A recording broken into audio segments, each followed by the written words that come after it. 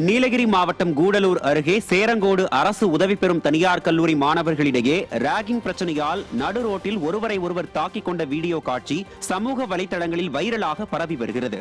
இருதரப்பு மாணவர்களும் சாலையில் ஒருவரை ஒருவர் தாக்கிக் கொண்டதால் அந்த பகுதி மக்கள் மற்றும் ஆட்டோ ஓட்டுநர்கள் தடுத்து நிறுத்தியுள்ளனர். இருப்பினும் தொடர்ந்து மாணவர்களிடையே சண்டை நடந்ததால் தடியால் அடித்து ஆட்டோ ஓட்டுநர்கள் மற்றும் பொதுமக்கள் விரட்டி அடித்துள்ளனர். விடியா திமுக ஆட்சியில் மாணவர்கள் அடிதடியில் இறங்குவது வாடிக்கையாகிவிட்டதாக பொதுமக்கள் குற்றம் சாட்டி வருகின்றனர். திண்டுக்கல் மாவட்டம் நத்தம் அருகே போல்ட் நட்டுகள் கழன்று அரசு பேருந்து நடு ரோட்டில் நின்றதால் பயணிகள் அச்சமடைந்தனர். புதுக்கோட்டையில் இருந்து திண்டுக்கல் நோக்கி சென்ற அரசு பேருந்தின் பின்பக்க சக்கரத்தில் இருந்து நட்டு கழன்று ஆபத்தான முறையில் பேருந்து நிறுத்தப்பட்டது. விடியா ஆட்சியில் பேருந்துகள் முறையாக பராமரிக்கப்படவில்லை என பயணிகள் குற்றம் சாட்டுகின்றனர்.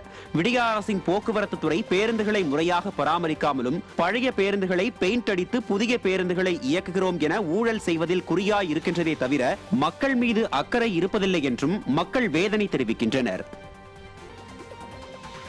ஆம்ஸ்ட்ராங் கொலை வழக்கில் மேலும் 3 பேர் கைது செய்யப்பட்டுள்ள நிலையில் இதுவரை கைது செய்யப்பட்டவர்களின் எண்ணிக்கை 27ஆக உயர்ந்துள்ளது. ஆம்ஸ்ட்ராங் கொலை வழக்கு தொடர்பாக கோபி, குமரன், ராஜேஷ் ஆகிய 3 பேர் தற்போது கைது செய்யப்பட்டுள்ளனர். ராஜேஷ் மொட்டை கிருஷ்ணனின் கூட்டாளி என்பதும் கோபி, குமரன் ஆகிய இருவரும் நாட்டு வெடிகுண்டுகள் கொண்டு வந்து கொடுத்தவர்கள் என்பதும் தெரிய வந்துள்ளது. இந்த வழக்கில் இதுவரை ஆற்காடு சுரேஷின் தம்பி பொன்னை பாலு, திமுக வழக்கறிஞர் பிரிவைச் சேர்ந்த அருள், திருவேங்கடம், திருமலை பாஜக நிர்வாகி செல்வராஜ், திமுக நிர்வாகி மகன் சதீஷ், வடசென்னை பாஜக நிர்வாகி அஞ்சலை உள்ளிட்ட 27 பேர் கைது செய்யப்பட்டுள்ளனர். ஆம்ஸ்ட்ராங் கொலை செய்யப்பட்டு 50 நாட்களுக்கு மேலாகியும் முக்கிய குற்றவாளியை கைது செய்ய முடியாமல் சென்னை மாநகர காவல்துறை திணறி வருகிறது.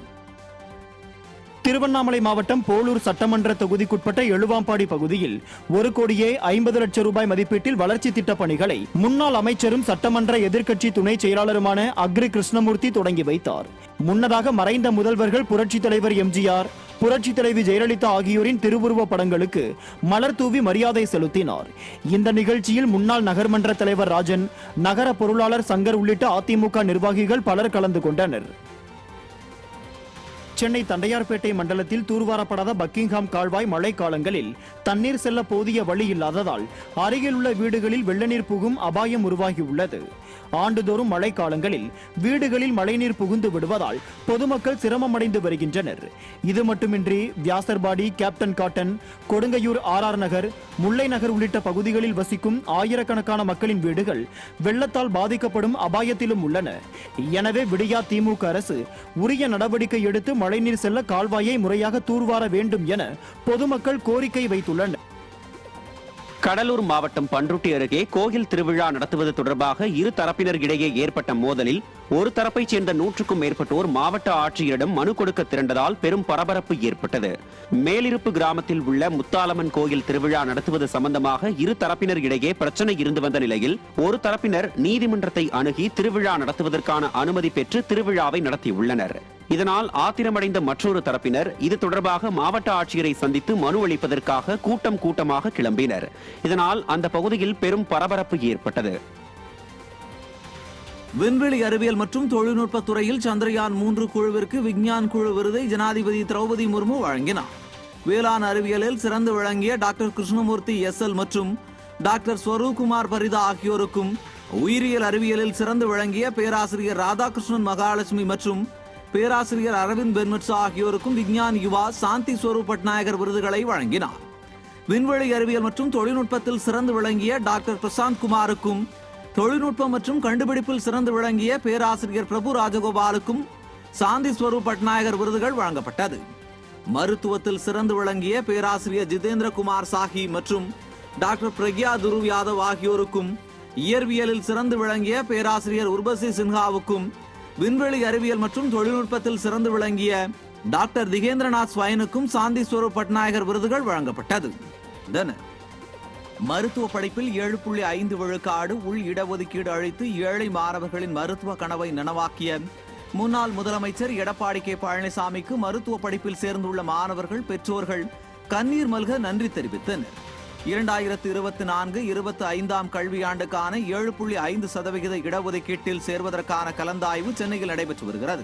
தமிழக அரசு மருத்துவக் கல்லூரிகளில் 7.5% உள் இடஒதுக்கீட்டின் மூலம் 496 மருத்துவ சீட்டுகளும் 128 பல் மருத்துவ சீட்களும் என மொத்தம் 624 ஏழை எளிய மாணவர்கள் இந்த ஆண்டு மருத்துவ படிப்புகளில் சேர உள்ளனர். கடந்த அதிமுக ஆட்சியில் கொண்டுவரப்பட்ட 7.5% இடஒதுக்கீட்டால் ஏழை எளிய அரசு பள்ளி மாணவர்கள் மருத்துவ படிப்பில் சேர்ந்துள்ளனர். 1.5 ஸ்கீம் இருக்கிறதுனால தான் என்ன மாதிரி ஒரு எங்கேயோ ஒரு கிராமத்துலேருந்து வந்து ஒரு ஏழை குடும்ப பெண்ணால் கூட இவ்வளோ பெரிய வெற்றியை பார்க்க முடியுது. ஸோ இந்த 7.5 ஸ்கீமை கொண்டு வந்து தமிழ்நாடு அரசுக்கு வந்து நாங்கள் ரொம்ப தேங்க்ஸ் சொல்லிடுறோம். 7.5 இருந்ததுனால தான் நாங்கள் வந்து இந்த எம்பிபிஎஸ்க்கு இந்த நீட்டுக்காகவே படிக்க ஆரம்பித்தோம். பாப்பா நல்லா படிப்பா, நல்ல மார்க்கு +2ல் எடுத்தா. ஆனாலும் வந்து பார்த்திங்கன்னா நம்ம பணம் கட்டிலாம் இது படிக்க முடியாது. அந்த 7.5 கோட்டாவில் ஃபுல்லாக கவர்மெண்ட் சப்போர்ட் பண்ணதுனால தான் இது வந்து நாங்கள் எடுத்தோம், படித்தோம். காஞ்சிபுரம் மாவட்டம் வாலாஜாபாத் பேரூராட்சி சார்பில் அதிமுக தொண்டர்களுக்கு அதிமுக முன்னாள் அமைச்சரும் மாவட்ட கழக செயலாளருமான வி சோமசுந்தரம் உறுப்பினர் உரிமை சீட்டு வழங்கினார். இந்த நிகழ்ச்சியில் பேசிய அவர், இந்திய துணை கண்டத்திலேயே 3வது பெரிய கட்சியான அதிமுகவை பற்றி பேசுவதற்கு அண்ணாமலைக்கு எந்த தகுதியும் அருகதையும் இல்லை என்று கூறினார். மழை காலங்களில் வரும் ஈசலை போன்றவர்தான் அண்ணாமலை என விமர்சித்துள்ளார். பேரூராட்சி செயலாளர் மார்க்கெட் ஹரிக்குமார் ஏற்பாடு செய்திருந்த இந்த நிகழ்ச்சியில் அதிமுக அமைப்பு செயலாளர் வாலாஜாபாத் பா கணேசன், மாநில எம்ஜிஆர் இளைஞரணி இணை செயலாளர் SSR சத்யா, ஒன்றிய செயலாளர் அக்ரி கே நாகராஜன், மாவட்ட இளைஞரணி துணைத் தலைவர் சி கலைமணி, மாவட்ட இளைஞர் இளம்பெண்கள் பாசறை துணை செயலாளர் தீபக், பேரூராட்சி இளைஞரணி செயலாளர் சக்திவேல், பேரூராட்சி மாணவரணி செயலாளர் சஞ்சய் உள்ளிட்ட ஏராளமான கழக நிர்வாகிகள், தொண்டர்கள் கலந்து கொண்டனர்.